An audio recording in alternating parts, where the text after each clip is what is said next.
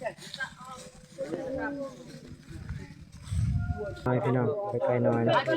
เวลาเพิ่นสปอร์ตเพิ่นจะตัดเสือกพี่น้องตัดหญ้าพี่น้องบ่ให้มาเที่ยวมาหยังเนาะเพิ่นจะบังทางพี่น้องเห็นบ่พี่น้อง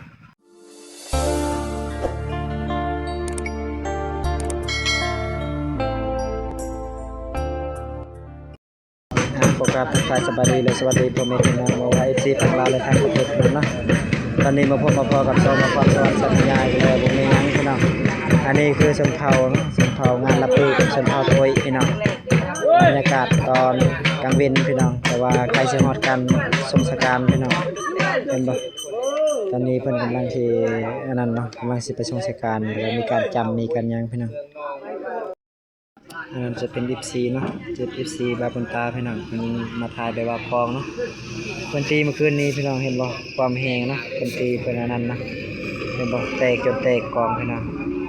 บางคนก็ตีแฮงบางคนก็ตีเบาๆนะพี่น้องนี่จะเป็นคนลาวเฒ่าแก่เนาะสำรวจงานเพราะว่าใกล้สิเพิ่นสิไปสงกรานต์แล้วพี่น้องเห็นว่าเพิ่นสำรวจโครงการมีเอาเหล้าเอาหยังพี่น้องเพิ่นกำลังเอายาเอาเหล้าพี่น้องเนาะ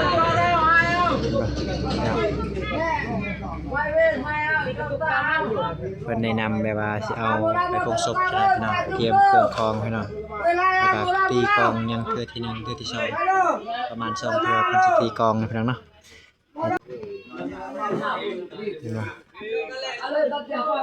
มีคนลาวเฒ่าแก่แต่ละบ้านพี่น้องแล้วก็คนนั้นจะเป็นหมอเนาะหมอสูตรไว้ไงพี่น้องจะเป็นหมอสูตรพี่น้องอันนี้จะเป็นเครื่องคองไฮปูเซียวไปลงรับไปแล้วพี่น้องเห็นไหม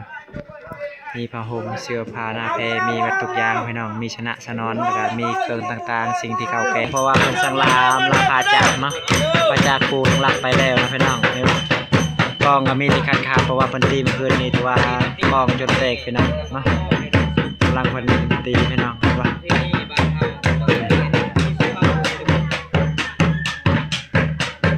อันนี้จะเป็นชนเผ่าโตยพี่น้องเผ่าบูรูพี่น้อง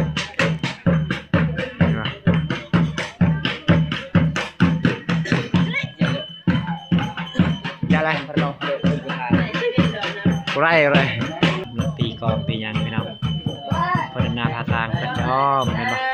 รอบนี้เพิ่นจะอ้อมทางเฮือนนะเนาะเพิ่นจะอ้อมรอบทางเฮือนส่วนที่กองนี่ก็คือต้องไปนำคนที่ของทุกคน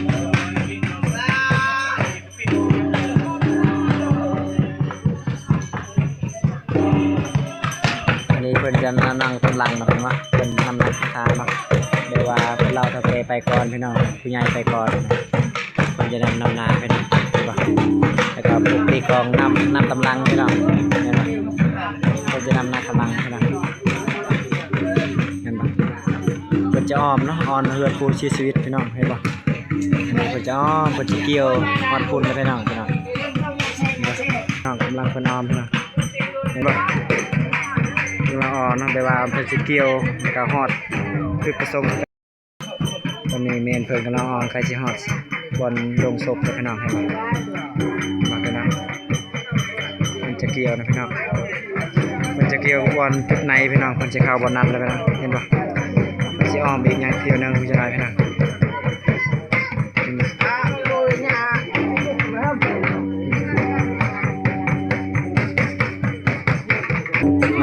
เป็นตามเหตุใช่ปะวิธีการจำแบบว่ามีลาบมียังพี่น้องมีซอยจำซอยจูเพิ่นสิให้ผู้ชีวิตได้กินได้ทานนะพี่น้องเนาะตามเหตุตามคลองพี่น้องมีขนมเนาะขนมข้าวต้มครบทุกอย่างพี่น้อง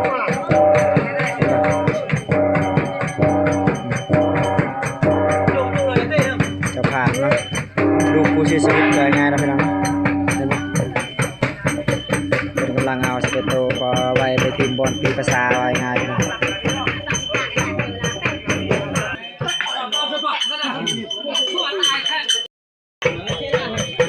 เพราะว่าฮอดระยะนี้เนาะตรงนี้เดี๋ยวว่าเพิ่นสิจำพี่น้องเพิ่นสิจำมียังอยากขอคืนอะไรต้องเพิ่นสิขอคืนเพิ่นว่ากระโตกเมนเพิ่นสิขอคืนแล้วก็ถ้วย แต่มีหมอพี่น้องเพิ่นสิขอคืนหมดเนาะก็บ่เป็นหยังเพราะว่าคอตอนนี้เนาะตอนเพิ่นยังบ่ทันปลงศพพี่น้องคันปลงศพแล้วแต่ว่าคอบ่ได้พี่น้องฮอดปีประสาทแล้วคอบ่ได้พี่น้องเวลานี้เลยเขาคอได้พี่น้องเห็นบ่บรรยากาศนะพี่น้องบรรยากาศเวลาการเฮ็ดสงกรานต์จะมีผู้สาวมาเย็นเรานะพี่น้องเห็นบ่จะมีผู้สาวมาเย็นเราพี่น้องแต่ว่าการม่วนกันแม่นเพิ่นจะเก็บเครื่องของพี่น้องฮอดใกล้จะใกล้เวลาเพิ่นสิส่งเนาะการปกติได้ว่าใกล้จะสงกรานต์แม่ต้องตีเสียงดังพี่น้องเห็นบ่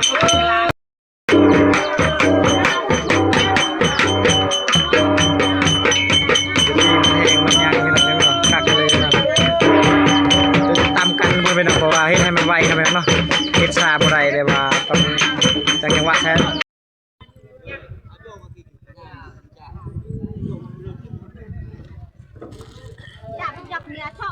อันนี้เป็นฮอดกระตอนผู้เคารพนะผู้เสียชีวิตพี่น้อง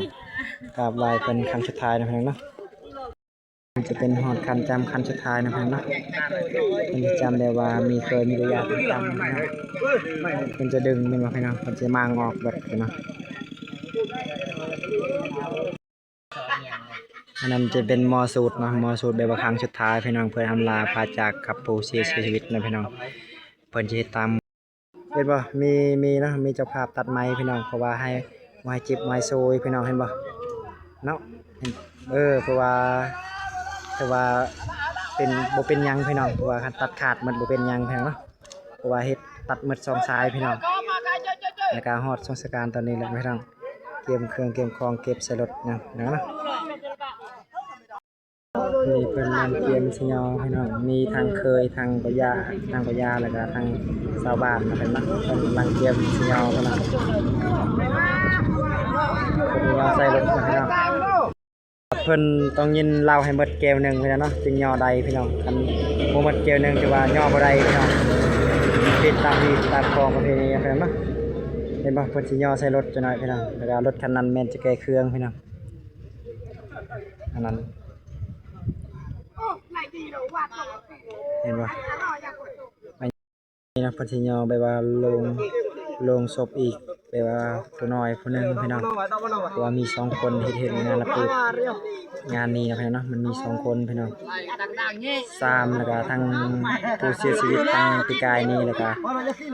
พี่เก่าแก่เนาะปู่ย่าตายายตัวน้อยๆนั่นพี่น้องตัวฮิตน้อยๆพี่น้องตัวใหญ่แม่นศพที่กำลังเป็นเสียมวานซื่นนะพี่น้องเนาะเห็นบ่เคยแม่นตัวใดเป็นปัญญาพี่น้องปัญญาใส่แล้ว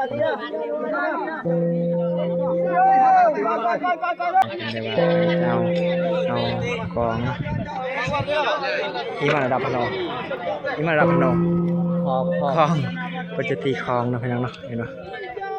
เป็นลูกชายเป็นน้องพี่น้องเนาะนำนาพาทางไปก่อนคันมีคลองกับอะไรพี่น้องมีคลอง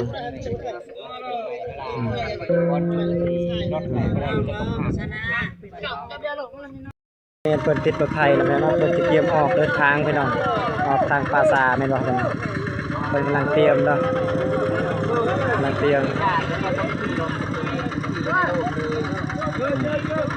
เพราะว่านั่งอยู่เทิงน่ะแม่นจะเป็นเคยเนาะนั่งอยู่บนโลงศพจะเป็นเคยนะเคยบอกว่าเอาลูกสาวเพิ่นหลานสาวเพิ่นพี่น้องเพิ่นกำลังเดินทางพี่น้องเราขอสิไปท่าทางหน้าพี่น้องเนาะอันนี้เพิ่นกำลังมาพี่น้องเพิ่นถือศพเนาะพี่น้องเนาะเพิ่นถือศพเพิ่นสิผู้เสียชีวิตเนาะพี่น้องเนาะเพิ่นกำลังเดินทางพี่น้อง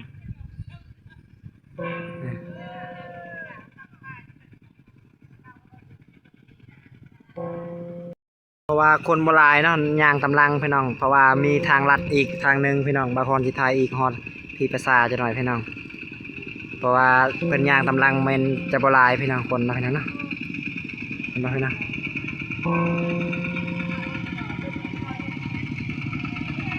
เป็นใกล้สิฮอด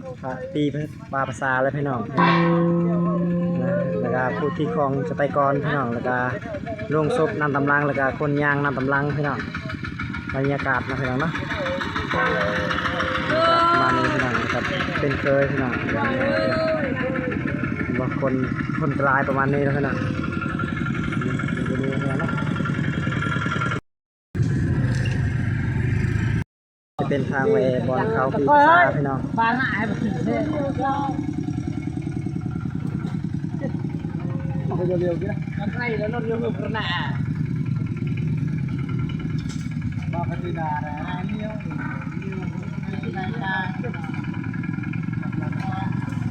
เอารถไถหอดลงศพนะเนาะหอดพุงศพเลยพี่น้อง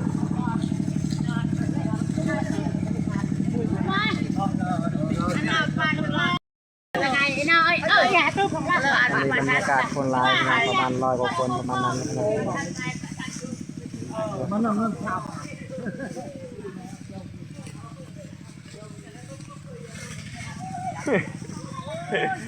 ถ่ายมาละเนาะเฮีย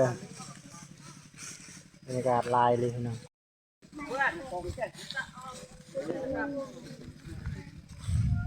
อันนี้จะเป็นบรรยากาศอยู่ป่านะพี่น้องนะอยู่ป่าซาพี่น้อง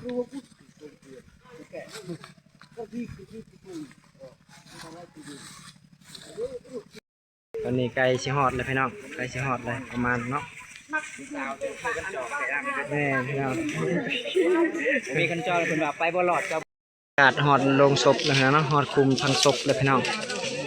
นี่ครับประมาณนี้มีหลังคามียังพี่น้องเห็นบ่ว่าเป็นต้องฟังบอลนี้พี่น้องบรรยากาศคนกระลายพี่น้องลายสุดตัวประมาณ100 กว่าคน100 ปลายกว่าคนนะพี่น้องเนาะในบางคนจะเอาคืนเอายังพี่น้อง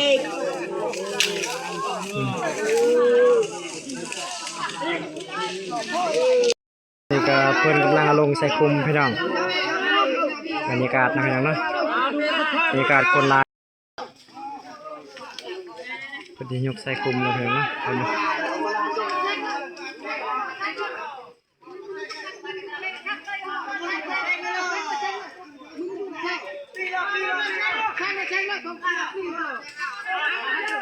ทางนั้นเมนจะเก็บเครื่องคองนะครับเนาะทางนั้นเมนจะเพิ่นจะไว้เครื่องบนหัวพี่น้องเพิ่นจะไว้เครื่องนะพี่น้องเนาะนี่เมนจะเป็นไว้เครื่องคองนะพี่น้องเนาะเป็นกลุ่มนะพี่น้องลาย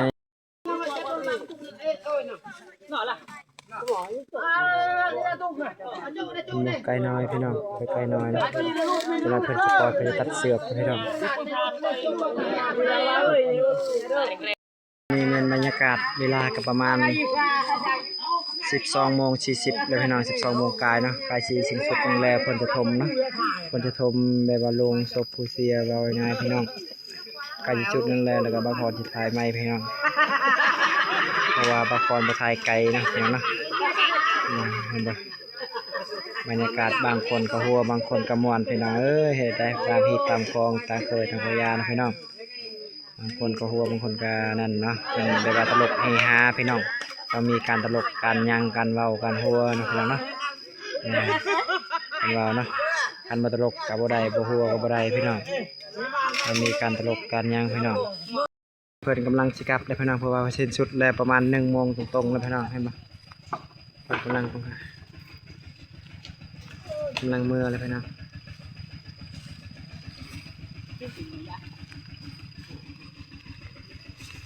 ก็อีกเรื่องหนึ่งนะพี่น้องเนาะบางคนจะอธิบายไปว่าหน่อยว่ามีพี่น้องเนาะมีทั้งพี่น้องผู้เสียตัดหญ้าพี่น้องตัดหญ้าหรือว่าตัดหญ้ายังก็ได้หญ้าคาหญ้ายังก็ได้เนาะแต่ว่าตัดดวงวิญญาณบ่ให้มาเองแบบว่าบ่ให้ทูบเทียนบ่ให้ทวงบ่ให้ยังอยู่เฮือนเนาะแต่ว่าอยู่เฮือนผู้เสียนั้นบ่ให้มาอีกแบบว่าอยู่ในที่ประสาทเป็นสวรรค์อีกเรื่องหนึ่งเห็นบ่เพิ่นก็ชอบตัดหญ้าพี่น้องเห็นบ่ตัดหญ้าพี่น้องบ่ให้มาเที่ยวมายังเนาะเพิ่นจะบังทางพี่น้องเห็นบ่พี่น้องบางคนปิดคลิปสำนีพี่น้องเนาะเบิ่งเลยอย่าลืมกดไลค์กดแชร์พี่น้องเพื่อเป็นกำลังใจให้คลิปต่อไปพี่น้องบ๊ายบายพี่น้องว่าบทสำนีเนาะฮีดของประเพณีชนเผ่าไทยพี่น้อง